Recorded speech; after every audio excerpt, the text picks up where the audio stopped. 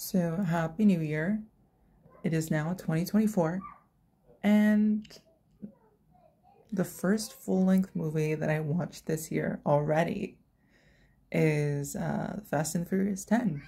Who would have thought that that would be the first movie that I watched this year? Me, not a fan, not really a fan of the franchise. But that's what I watched. But anyway, I want to talk about my favorite parts.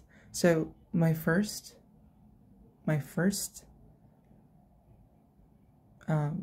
favorite thing about this movie was seeing Dominic like be a dad.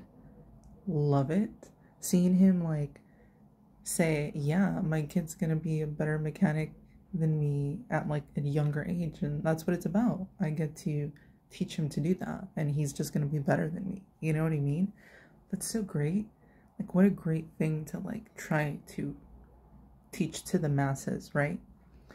Aside from that, Jason Momoa as Dante, hands down the best. Loved it. I'm not even a Jason Momoa fan, but I dug his wardrobe. That purple like silk shirt with those, what are those called, like palazzo pants or something.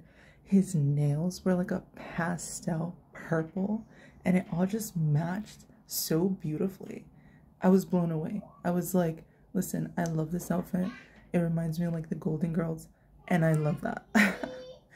Aside from that, he's just so mental, dude. It's crazy to me. You know what I mean? And they talk about it in the movie, how he's gone from like mental institutions to like who knows what. And then in the beginning, when you hear his dad's voice and he's talking about how his mom basically was like, he's a troublemaker. His mom says he's a monster, he's no good. So when his mother thinks like that of him and his dad just uses him, you know, someone that's not really all there, to be in a life of crime and steal and do all this terrible stuff. And instead of being like, son, just forget it, you know, just live your life. Just, I don't want you to be a part of this. He's like, you gotta make Dominic Toretto suffer like we suffered. You know what I mean? It's pretty gnarly, man. It's pretty gnarly. So you feel for him, but also, like, what a great performance by Jason Momoa. I was so into it.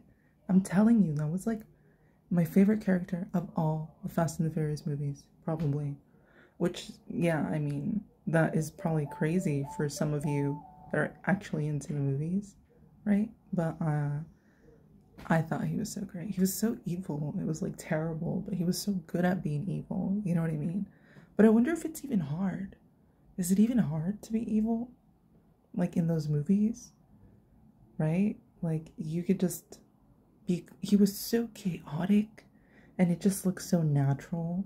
You know what I mean? Like he talked way more than he should have, but it was just, everything was awesome about it.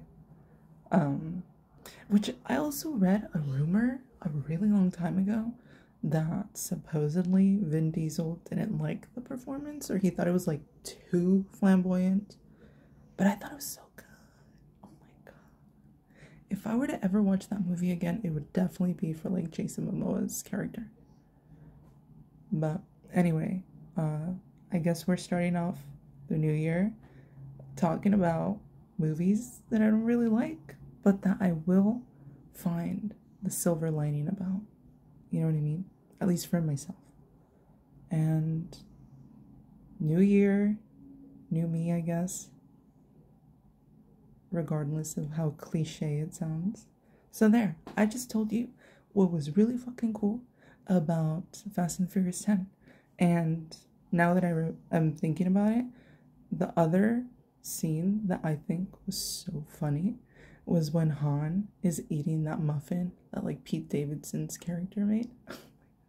And he just like he's looking at his muffin and bam, he's high. Oh my god, that was so funny. Anyway, yeah, peace.